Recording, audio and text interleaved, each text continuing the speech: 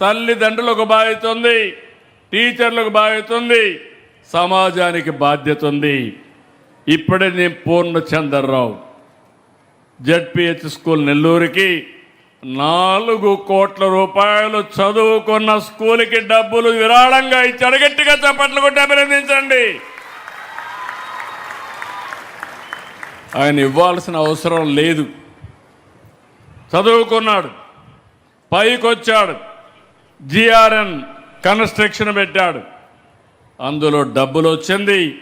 కొంత భాగం నేను చదువుకొని పైకొచ్చిన స్కూల్ ఉంది, ఆ స్కూల్కి డొనేషన్ ఇస్తే నా మారిగా 10 మంది తయారవుతారని 4 కోట్ల రూపాయలు ఆ స్కూల్కి విరాళం ఇచ్చా అంటే అది స్ఫూర్తి అని మరొక్కసారి మీ అందరికీ విజ్ఞప్తి చేస్తున్నా.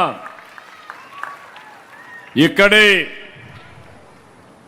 చిట్టిబోయిన ఉదయ్ కుమార్ జిఎంఎస్ రంపచోడవరానికి ఒక మీ సేవ ఆపరేటర్గా ఉండే వ్యక్తి 1,00,000 రూపాయలు విరాళంగా ఇచ్చాడు. ఆయన్ను కూడా మనస్ఫూర్తిగా అభినందిస్తున్నా. ఈరోజు మనందరం కూడా ఏదో స్కూల్లో చదువుకున్నాం, పైకొచ్చాం, మనకు అవకాశం వచ్చింది, రాణించాం.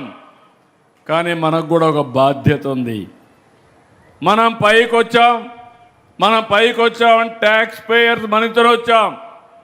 నేను కూడా గవర్నమెంట్ స్కూల్లో చదువుకున్నాను. ఆ రోజు నాకు చదువు చెప్పిన టీచర్కి కూడా ఇచ్చిన జీతం ప్రజల నుంచి వచ్చినటువంటి పన్నులే, గవర్నమెంట్ టీచరే. ఈ విషయం నేను కూడా గుర్తుపెట్టుకోవాలి. నేను పైకి వచ్చిన తర్వాత నాకు ఒక బాధ్యత ఉంది. ఆ బాధ్యత సమాజానికి తిరిగి ఇవ్వవలసిన బాధ్యత ఉంది. ఆ విషయమే నేను చెప్తున్నా. ఈరోజు ఒక టీచర్ కానీ తల్లిదండ్రులు కానీ ఆలోచించాలి. అదే మరి సమాజంలో ఉండే ప్రతి ఒక్కరూ ఆలోచించాలి. మీకు అవకాశాలు వచ్చాయి, మీరు పైకి వచ్చారు. చాలా అవకాశాలు రానివారు ఇంకా కిందనే ఉన్నారు. నా ఆలోచనది ప్రభుత్వం సహకరిస్తాం, సహాయం చేస్తాం, కానీ చేయూతనిచ్చే బాధ్యత ప్రైవేటు కూడా తీసుకోవాల్సిన అవసరం ఉంది. అందుకే నేను పెట్టిన కార్యక్రమం కూడా P4 అన్నాను. MBK మార్గదర్శి బంగారు కుటుంబం. సమాజంలో పైనుండే 10%, అట్టడుగు నుండే 20%కి సహకరించాలి, మెంటరింగ్ చేయాలి, ఆర్థిక సహాయం చేయాలి. ఏదైతే పిల్లల్ని వనరులుగా భావించి మీరు కానీ సహకరించగలిగితే ఆర్థిక అసమానతలు తగ్గుతాయి. నేను ఈరోజు పనిచేస్తున్నా. నేను ఇంత కష్టపడాల్సిన పని లేదు. మీరు చూస్తూ ఉంటారు, చాలామంది 60 ఏళ్ళు వస్తే ఇంట్లో పడుకుంటారు. మీరంతా అప్పటికే అయిపోయిందని. నేను 76 ఏళ్ళు పూర్తయినా దినానికి పడుకునే సమయం తప్ప ఎప్పుడూ పనిచేస్తూనే ఉంటా. ఒక మెషిన్ మారిగా పనిచేస్తా.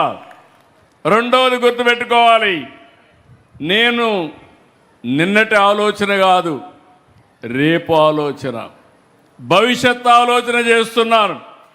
నేను చేసే పని భవిష్యత్తులో ఏ విధంగా మార్పు వస్తుంది, మీ జీవితాల్లో ఏ విధంగా వెలుగు వస్తుందో అది ఆలోచిస్తున్నానని చెప్పి కూడా నేను మీకు తెలియజేస్తున్నా. ఈ విషయం గుర్తుపెట్టుకోవాలి. అందరూ పిల్లలు ఇప్పుడు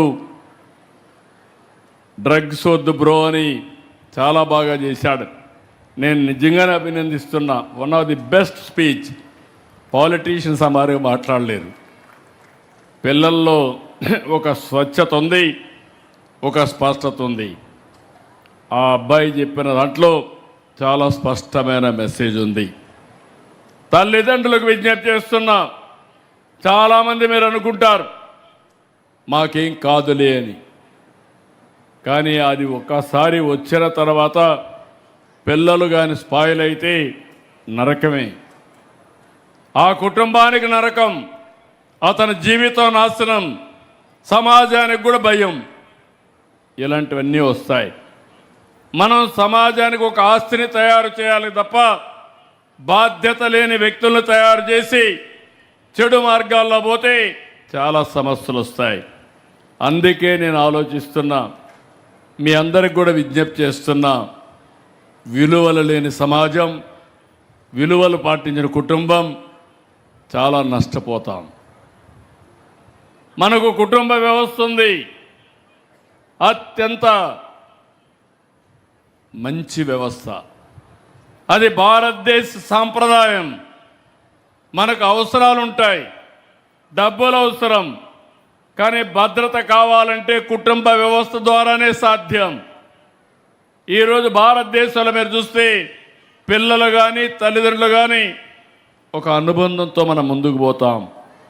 ఆ అనుబంధాన్ని శాశ్వతంగా పెంచుకోవాలి. ఇటీవల కాలంలో మనలో కూడా మనం ఆలోచిస్తే మెటీరియలిస్టిక్ హ్యాపీనెస్కి వచ్చేస్తున్నారు.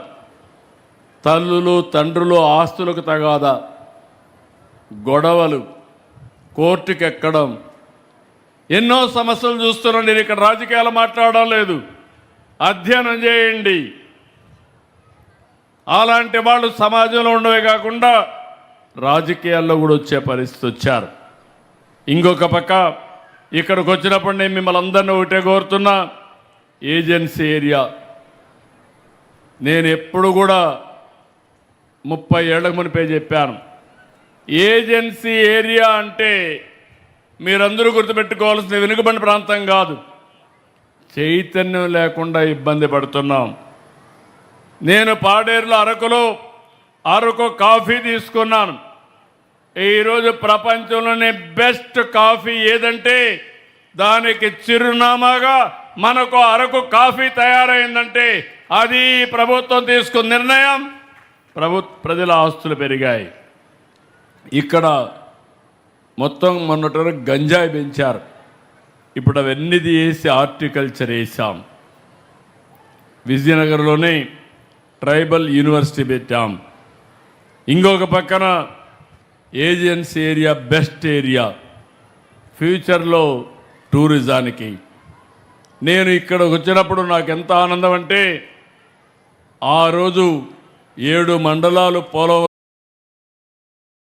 తయారు చేసే బాయి ప్రభుత్వం తీసుకుంటాం, ఒక ఆదర్శ నియోజకవర్గంగా తీసుకుంటాం. ఇక్కడ కొన్ని సమస్యలు కూడా ఉన్నాయి, ఇప్పుడే కలెక్టర్కి ఆదేశాలు ఇచ్చారు. ఇవి కాకుండా ఇంకొక పక్కన చూస్తే గ్రామీణ ప్రాంతాల్లో రోడ్లు వేయడం, సురక్షితమైన మంచినీరు ఇవ్వడం, విద్య, రవాణా, ఆరోగ్యం, దీనిపైన శ్రద్ధ పెట్టాల్సిన అవసరం ఉంది. 2000లో నేను ఆ రోజు జీవో నెంబర్ 3 తీసుకొచ్చి ఆ జీవో నెంబర్ 3 ద్వారా స్థానికులకే ఉద్యోగాలు ఇవ్వాలని తీసుకొస్తే ఇది 2000 సంవత్సరంలో వచ్చింది. 2020లో సుప్రీంకోర్టు పోతే సమర్థించలేకుండా దాన్ని రద్దు చేసే పరిస్థితికి వచ్చారు. ఏది ఏమైనా నేను ఒకటే మిమ్మల్ని అందరినీ కోరుతున్నా, దానిపైన కూడా చర్చిస్తున్నా. డెఫినెట్గా ఈ ప్రభుత్వం మీతో ఉంటాం, గిరిజనులకు అండగా ఉంటామని మరొక్కసారి తెలియజేసుకుంటూ, ఈరోజు మిమ్మల్ని చూసిన తర్వాత నాకు ఒక నమ్మకం వచ్చింది. ఇక్కడుండే పిల్లలు రాబోయే 20 సంవత్సరాల్లో ప్రపంచాన్ని శాసించే శక్తివంతమైన జాతిగా తయారు చేసే బాధ్యత